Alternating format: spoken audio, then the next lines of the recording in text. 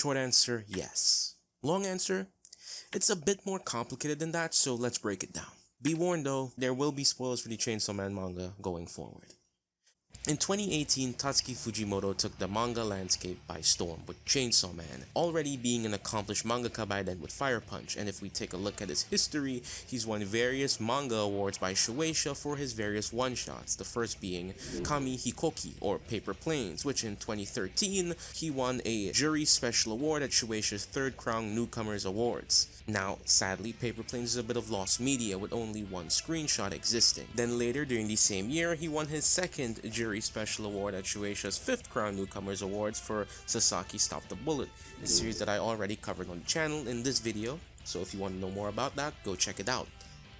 Lastly, his next work, Love is Blind, again in 2013, won an honorable mention award at the November Shueisha Newcomers Awards, and that was his first published work, being launched in Jump SQ19's 13th volume in April of 2014. And the rest is history, with every other subsequent short story doing the same until his first serialization with Fire Punch, another series I covered here on the channel. And then came Chainsaw Man. While I can't find any sales numbers on Fire Punch, it was well received, being nominated for the 10th Manga Taisho, a manga award celebrating achievement in manga in 2017, up there with the likes of Takagi-san and The Promised Neverland. It was then ranked 15th in the nationwide bookstore employees recommended choice of 2017 survey, held by the Honya Club online bookstore. Up there again with the likes of Takagi-san, Kaguya-sama Love is War, Fire Force, and Demon Slayer. In the same year, it also came in 3rd place on Takarajima's Kono Manga ga Sugoi list of best manga for male readers in 2017. Now, we've established that Fire Punch is pretty popular, but it doesn't hold a candle to what Fujimoto would cook up next. Enter Chainsaw Man. Chainsaw. Chainsaw, chainsaw, chainsaw, chainsaw, chainsaw, chainsaw.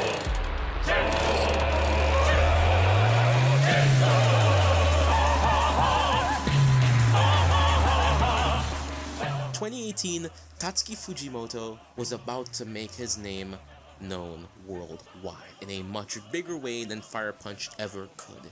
Chainsaw Man was a hit. It outdid everything Fire Punch had done prior. It was voted second to Spy Family on the Honya Club online bookstore's nationwide bookstore employees recommended comics of 2020, ranking over other series like My Dress Up Darling. And I don't think I need to tell you how much of an accomplishment that is, given My Dress Up Darling's popularity.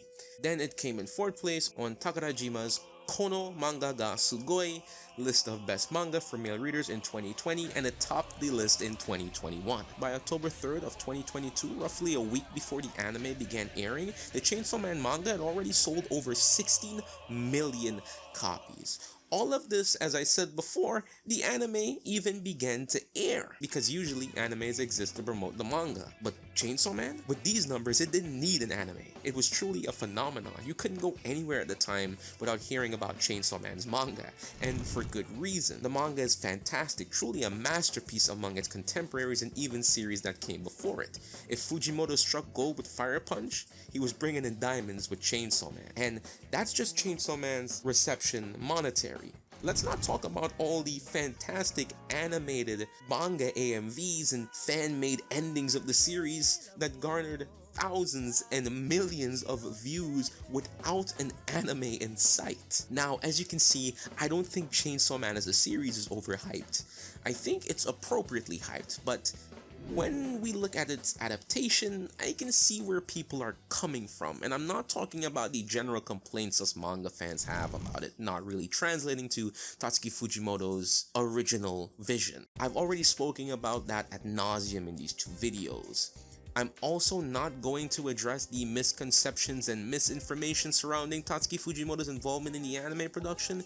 If you want more of that, check out this video by Booba Tea. He goes into so much more detail about the anime's production, and I just don't want to regurgitate the things that he said there. Instead, I'm going to look at the casual fan discourse surrounding Chainsaw Man, while trying to ignore the usual "it's mid, it's trash" nonsense that typically permeates topics like this. So, the Chainsaw Man anime is definitely overhyped. at least when the first season is concerned. And that's not the fault of the anime. It had impossible shoes to fill in the general public's eye, living up to the hype that its manga already generated before its anime adaptation was even greenlit. It was truly hyped to hell and back, and if you didn't read it before its anime adaptation, you wouldn't understand why. Chainsaw Man's anime had to live up to the things that were being said about its manga, which is unreasonable to do given one season. In fact, I remember the misconceptions that the entire anime was to be adapted in 12 episodes. Like, come on guys. In this day and age where shonen series get cores by MAPPA of all people, like, what? As objectively speaking as I possibly can given the subjectiveness of this topic, the first arc of Chainsaw Man isn't anything special. It really feels like your standard typical shonen affair, and there's nothing wrong with that. By all means, a lot of amazing shonen are quite simple, from the big three to Dragon Ball, Demon Slayer, My Hero Academia, and so forth. And now, don't get it twisted. Simple doesn't equal no depth or bad. A lot of these series have a lot of depth, a lot of nuance, and they're all well written, as much as people would like to say otherwise. They all share a similar formula they follow, primarily taken from Dragon Ball. And Chainsaw Man's first season is similar to that. The villain of the week, action-heavy shonen affair. There's even a mini training arc slapped into the first season.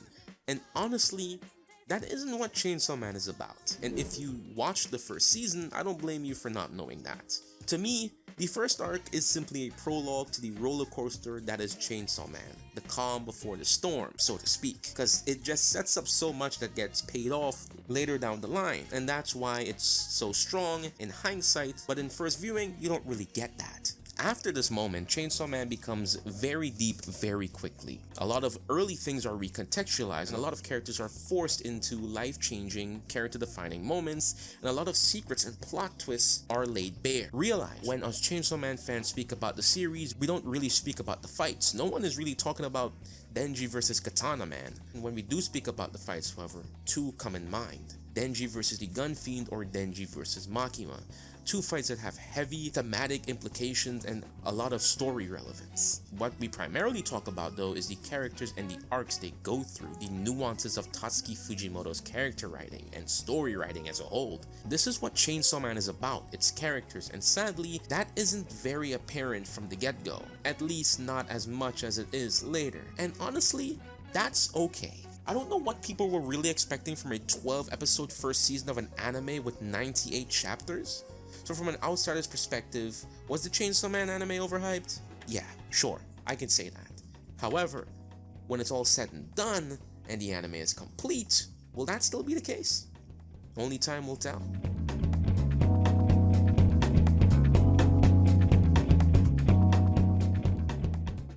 Anyway, this is Grimtoki, this has been Beyond Animation, and if you like anything I had to say here, please consider leaving a like on the video and subscribing with the bell notification on so you never miss a single video. I do usually love analytical character-focused videos on this channel, from manga, anime, and all things pop culture, video games, movies, you name it. Do you think the Chainsaw Man anime was overhyped? If not, are you looking forward to season 2? And if you did think it was overhyped, I strongly implore you to stick with it because it just gets better from here. And if you want to take the support a step further, consider becoming a Patreon or a channel member. And with that being said, I'll see you in the next one. Peace.